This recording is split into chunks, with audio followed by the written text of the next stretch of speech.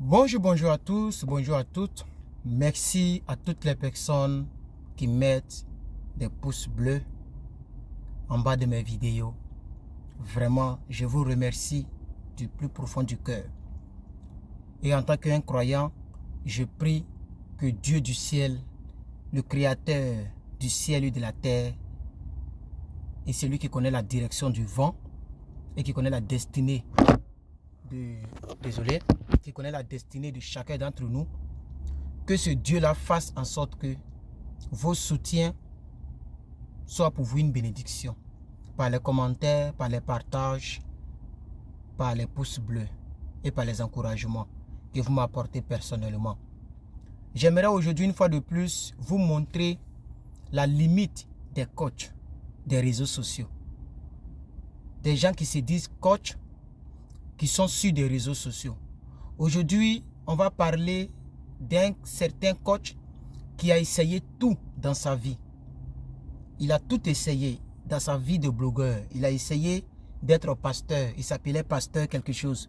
Pasteur, il a essayé d'être pasteur. Ça n'a pas pris. Il a essayé de faire la politique. Ça n'a pas pris. Les gens disent les gens appellent ça en Côte d'Ivoire, il a tapé poteau. Il a essayé les clashs. Il a vu son numéro de sécurité sociale se retrouver dehors et toute sa vie s'est retrouvée dehors. Il a abandonné les clashs. Il est maintenant dans fait de blogging. C'est ce qu'on m'a dit. Hein. Moi, je ne le suis pas. Mais j'ai une soeur, une fille qui est ici, qui dit qu'il le prenait pour un exemple.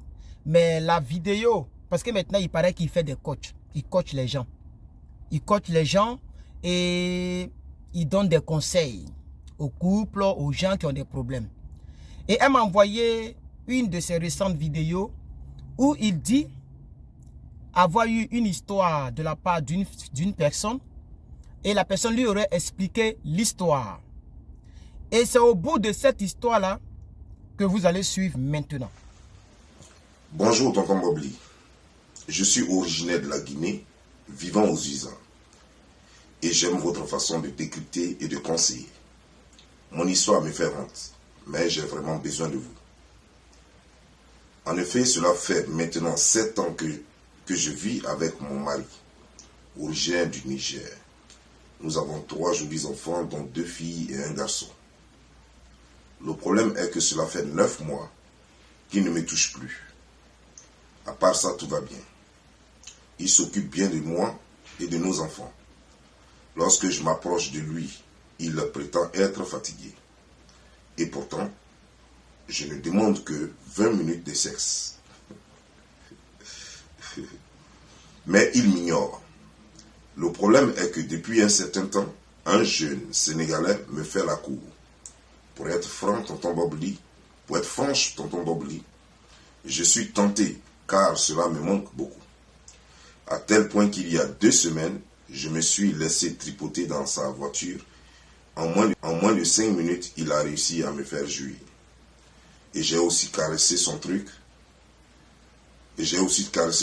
Qui était énormément gros, exactement comme je les aime.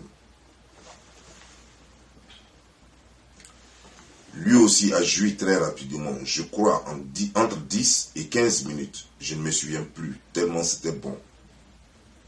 Tellement c'était bon de sentir ce truc chaud entre mes doigts. C'était l'extase. C'est elle qui dit ça. Je ne fais que lire ce qui est devant moi. Elle a dit, c'était l'extase. Bref, et depuis lors, je ne fais que penser à lui. Il m'appelle, je ne décroche plus car je crois que je suis amoureuse de lui. Et j'ai peur de foutre mon mariage en l'air. J'ai aussi peur qu'on me juge car c'est mon mari qui m'a fait venir ici aux USA. Que faire? Aide-moi, je deviens folle. Merci de m'avoir accordé ton temps. Bisous. Désolé pour mon téléphone, puisque voilà. Donc vous avez regardé un peu l'histoire qu'il a lue. Ok, on va pas écouter toute la vidéo, mais c'est simplement voici l'histoire. Et il a donné des conseils et la conclusion de ces conseils, c'est de dire à la femme, il faut rester avec le mari, reste avec le mari, et puis il faut tirer ailleurs, c'est-à-dire il faut sortir, il faut le tromper. Mais si la femme On va écouter d'abord ce qu'il a dit. Madame, il y a deux choses maintenant qui restent. L'une, c'est de rester avec lui. Et puis toi aussi, tu vois ailleurs. Et puis toi aussi, tu vois ailleurs. Et la deuxième, c'est de le quitter carrément et tu es libre et tu vois ailleurs. Ce serait dommage que tu le quittes parce qu'il y a des enfants que vous devez protéger. Il y a l'équilibre de l'enfant des enfants que vous devez protéger. Donc ce serait dommage que toi tu le laisses pour aller prendre ta liberté. Mais si tu peux, si après avoir tenté toute résolution et que ça n'a pas donné, si tu peux rester là et puis tirer ailleurs, c'est ce que je te conseille. Sur ce, je vous laisse porter-vous bien. Alors, comme vous avez entendu de vos propres oreilles et vu de vos propres yeux, il a donné deux solutions. Et la conclusion, c'est une solution. Écoutez, vous avez écouté très bien, il faut revenir pour bien écouter sa conclusion. Soit tu restes avec lui et puis tu le trompes, tu fais ta vidéo comme tu veux, puis tu es toujours avec lui, soit tu le quittes carrément. Il a dit, mais si j'ai un conseil à te donner, puisque ça, c'est ce qu'elle fait déjà. Elle est avec lui et puis elle tire ailleurs. C'est pourquoi elle est venue te voir. Vous voyez? Donc quand tu lui conseilles la même chose, c'est que tu n'as rien fait. Donc il dit, soit tu restes avec lui et tu cherches ailleurs, ou bien soit tu le quittes carrément. Mais si j'ai un conseil à te donner, c'est que tu restes avec lui et tu vois ailleurs. Mais il n'a rien résolu. Voici vos coachs. C'est pourquoi je fais cette vidéo que j'intitule les limites de vos coachs. Chers frères et sœurs, voici vos coachs. Vous voyez la conclusion? Tu restes avec lui ou tu le quittes. Mais si j'ai un conseil à te donner, il faut rester avec lui et puis tu tires ailleurs. Donc ça veut dire la conclusion des conclusions. Parce qu'elle a même dit qu'elle a peur de le quitter. C'est-à-dire elle a une reconnaissance à l'intérieur d'elle. Elle a une partie de Dieu à l'intérieur d'elle. Elle dit, je ne veux pas que les gens me jugent. Bon, juger c'est que, parce que voici leur mot, les soi-disant, les êtres humains de notre époque. C'est-à-dire qu'elle ne veut pas que les gens lui disent son vrai nom. Elle ne veut pas que les gens lui disent la vérité demain pour dire, tu n'as pas été reconnaissante. Le monsieur qui t'a fait venir là, tu l'as abandonné, tu es parti ailleurs. C'est ça qu'elle dit. Je ne veux pas que les gens me jugent parce que c'est lui qui m'a envoyé aux États-Unis. Donc je ne veux pas que les gens me jugent.